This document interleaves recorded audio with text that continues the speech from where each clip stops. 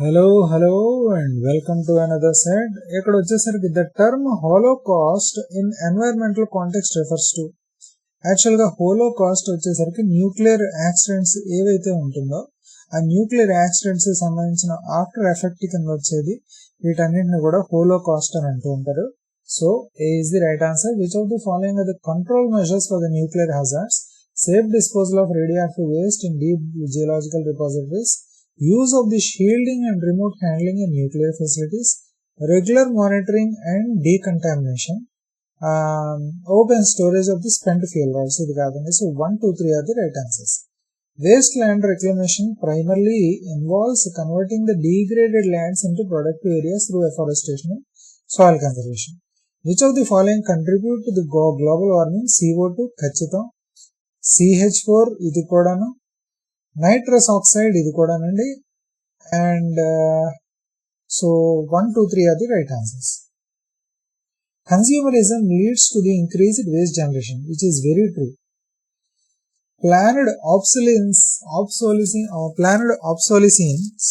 and excessive packaging can encourage frequent replacement of the products. అంటే మీకు iPhone చూస్తున్నారనుకోండి, iPhone 13 వాడే వాళ్ళని ఐఫోన్ 17 కొనుక్కునేలా చేయడం కోసం ఐఫోన్ 13 సాఫ్ట్వేర్ అప్డేట్ ఇచ్చినట్టు ఇచ్చి ఆ సాఫ్ట్వేర్ అప్డేట్ ద్వారా ఐఫోన్ 13 యొక్క పెర్ఫార్మెన్స్ ని తగ్గించడం చేశారు. దానివల్ల ఐఫోన్ వేరేది కొత్తది కొనుక్కోవాలి, 17 దానికి అప్గ్రేడ్ అవ్వాలి అని ఫోర్స్ చేస్తున్నారు. మీకు ఆ ఫోర్స్ చేయడం అనేది ప్లానెడ్ ఆబ్సోలెసెన్స్ అని అంటారు. ఆబ్సోలెసెన్స్ అంటే అవుట్డేటెడ్ అని అంటారు. అది అవుట్డేటెడ్ చేసేస్తున్నారు ప్లాన్ చేసి. దానివల్ల మీరు ఇంకోటి కొనుక్కోవాలని, కొత్తది కొనుక్కోవాలని. ఎక్సెసివ్ ప్యాకేజింగ్, ఈ రెండు కూడా ఫ్రీక్వెంట్ గా ఎంకరేజ్ అవుతూ ఉంటాయి. So both and R true and R is correct explanation of ear. Which of the following is not an effect of the thermal pollution? Thermal pollution వల్ల వచ్చే ఎఫెక్ట్ కానిదేంటి? Decrease in the dissolved oxygen and water bodies, it is an effect. Disruption of water aquatic ecosystems, it is an effect. ఈ increase in the వచ్చేసరికి మాత్రం biodiversity అనేది increase అవుతుంది, biodiversity అనేది తగ్గుతుంది. ఓకేనండి. సారీ థర్మోఫిలిక్ ఆర్గానిజమ్స్ అని అంటున్నాడు కదా, just minute, I'm really sorry. So basic గా వచ్చేసరికి థర్మోఫిలిక్ అంటే హీట్ లవింగ్ ఆర్గానిజమ్స్ అని అర్థం ఉంది. ఎప్పుడైతే హీట్ వాటర్ ను డిశ్చార్జ్ చేస్తూ ఉన్నాడో అక్కడ హీట్ లవింగ్ ఆర్గానిజమ్స్ అనేవి పెరుగుతూ ఉంటాయి. సో వాటి బయోడైవర్సిటీ కూడా పెరుగుతూ ఉంటుంది, which is an effect. But promotion of algal blooms మాత్రం న్యూట్రియంట్ ఎన్రిచ్మెంట్ వల్ల అవుతుంది, కానీ థర్మల్ పొల్యూషన్ వల్ల కాదు. దీన్ని యూట్రోఫికేషన్ అని అంటూ ఉంటారు. Okay, so last option is not an effect of the thermal pollution, D అనేది. Match the following of an environmental issues with the primary causes. Acid rain దేని వల్ల వస్తుందండి? Emissions of the SOx and NOx, దాని నుంచి sulphuric acid, nitric acid తయారవుతాయి water తో కలిసి. Ozone depletion chlorofluoro carbons వల్ల వస్తుంది. గ్లోబల్ వార్మింగ్ అనేది greenhouse gases CO2, CH4 వల్ల. మెరీన్ పొల్యూషన్ అనేది ఆయిల్ స్పిల్స్ వల్ల వస్తుంది. So BADC first one is the right answer. The major problems associated with the over exploitation of mineral resources include land degradation and subsidence, అంటే ఒక్కసారి land కుంగిపోతుంది. Pollution of air and water, loss of biodiversity, renewable resource depletion. ఇది కూడా ఒక విధం అనుకోవచ్చు నాకు తెలిసి. I think it must be true and it should be true. I think so. Minerals are non renewable, they are so not renewable depletion. Renewable resource depletion అనేది అవదు, minerals అనేవి ఎందుకంటే నాన్ రెన్యూబుల్ కాబట్టి. సో ఇది తప్పు, minerals are non renewable. Okay, so 1, 2, 3 is the right answer. Soil erosion is primarily accelerated by deforestation and overgrazing. ఇది నిజమే. Which of the following energy resources are considered renewable? Wind energy, hydropower, geothermal. ఇవన్నీ కూడా చేస్తూ ఉంటారు, ఒక fossil fuels తప్ప. Next one, the Bhopal gas tragedy 26th December 1984 అర్ధరాత్రి జరిగిందండి. ఇది పొల్యూషన్ అనేది మిథైల్ ఐసోసైనైడ్ అనేది లీక్ అవడం వల్ల చాలా మంది ఘోరాతి ఘోరంగా చనిపోయారు. Which of the following are the effects of the noise pollution?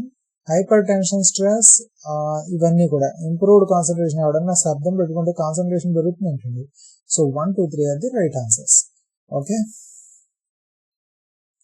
The primary source of marine pollution is యాక్చువల్గా వచ్చేసరికి ఇది land based activities, run off and rivers carrying the pollutants and deep sea mining only అని అంటున్నాడు. Only అన్నది మాత్రం neglect చేసింది, దానివల్ల మాత్రం అవ్వదు. బట్ ప్రైమరీ సోర్స్ వచ్చేసరికి న్యాచురల్ ఆయిల్ సీడ్స్ అని అనుకుంటున్నాను నాకు తెలిసి. But let us see. Right, 80% from the land based activities. So A is the right answer అండి. దీనికి వచ్చేసరికి A is the right answer. Okay. Next one.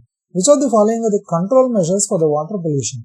Treatment of the sewage before discharge, use of phosphates in detergents, integrated watershed management, ban on persistent organic pollutants. మీకు phosphates అనేవి detergents లో ఎక్కువ అవుతూ ఉంటుంది. ఆ ఫాస్ఫేట్స్ వల్ల కడిగేసిన బట్టల నీళ్లు చెరువులో వదిలేస్తారు, లేకపోతే చెరువు దగ్గర డ్రైనేజ్ సోబర్టుకుని ఉతుక్కుంటూ ఉంటారు. ఈ ఫాస్ఫేట్స్, నైట్రేట్స్ ఇవి అక్కడ ఉన్న ఆల్గల్ బ్లూమ్స్ కి ఎన్రిచ్మెంట్ కింద తయారయ్యి యూట్రోఫికేషన్ కింద తయారయ్యి ఆల్గల్ బ్లూమ్స్ వస్తూ ఉంటాయి. దానివల్ల ఫిషెస్ కి వాటికి కూడా ఆక్సిజన్ అనేది అందకుండా ఈ ఆల్గల్ బ్లూమ్ అనేది అడ్డుకట్ట వేసేస్తూ ఉంటుంది, సన్లైట్ అనేది అందకుండా కూడా. సో దానివల్ల ఆక్సిజన్ డిప్రైవ్ ఆఫ్ ఆక్సిజన్ అయిపోతూ ఉంటాయి. Next, deforestation contributes to climate change. Yes, tree acts as a carbon sinks and their removal releases stored carbon and reduces sequestration. దాదాపు 702.6 మిలియన్ టన్స్ ఆఫ్ కార్బన్ అనేది మన ఇండియాలో sequestration అనేది విధంగా store అయ్యింది forest రూపంలో. ఓకే, ఇండియాలోని 702.6 మిలియన్ టన్స్ ఆఫ్ కార్బన్ అనేది సెక్వెస్ట్రేషన్ అయ్యిందని లెక్క కట్టారు. ఓకే, సెక్వెస్ట్రేషన్, కార్బన్ సెక్వెస్ట్రేషన్ అంటే కార్బన్ ని దాచుకోవడం చెట్టు రూపంలో. Both A and R true and R is the correct expression of you. Which of the following is not a green house gas? Carbon monoxide, it's a green house gas. Methane is a green house gas. Water vapour, it's a green house gas. Chlorofluorocarbons వచ్చేసరికి green house gas కాదు అది. అవి main గా వచ్చేసరికి మీకు వచ్చేసరికి carbon monoxide అనేది green house gas కాదు, మిగిలినవన్నీ కూడా గ్రీన్ హౌస్ గ్యాస్ కింద అవుతూ ఉంటుంది. Just minute. Right, so carbon monoxide అని మాత్రం గ్రీన్ హౌస్ గ్యాస్ కాదు. Just minute. So carbon monoxide అనేది గ్రీన్ హౌస్ గ్యాస్, కానీ క్లోరోఫ్లోరో కార్బన్ అనేది మాత్రం కార్బన్ మోనాక్సైడ్ అనేది గ్రీన్ హౌస్ గ్యాస్ కాదు, మిగిలినవన్నీ కూడా గ్రీన్ హౌస్ గ్యాస్ కింద వస్తుంది. చెర్నోబైల్ అనేది న్యూక్లియర్ యాక్సిడెంట్ కి సంబంధించిందండి. లండన్ స్మాగ్ 1950 వచ్చేసరికి ఇది air pollution episode. And next one వచ్చేసరికి 3 Mile Island it's partial meltdown 3 SC. And Fukushima Japanese nuclear disaster, tsunami వల్ల ట్రిగర్ అయింది. So 1 year 2B 3C 4B. Over grazing leads to the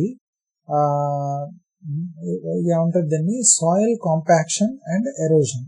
so ఇదండి main గా వచ్చేసరికి మీకు over grazing leads to the soil compaction and the erosion. Next one, the term sustainable development means the development that meets the needs of present without compromising the ability of future generations to meet their own needs. So A is the right answer. ఇది Brundtland report లో sustainable development గురించి మాట్లాడడం అనేది జరిగింది. Which of the following natural resources face the problems due to unequal distribution and over exploitation? Water resource, land, ఇవన్నీ కూడా unequal distribution, వాటి వల్ల ఎక్స్ప్లాయిటేషన్ వల్ల ఈ నేచురల్ రిసోర్సెస్ అనేవి ప్రాబ్లమ్స్ గురవుతూ ఉంటుంది. సో ఇక్కడతో మనం ఆపుదామండి. నెక్స్ట్ వీడియోలో మనం కంటిన్యూ అవుతాం. బాయ్.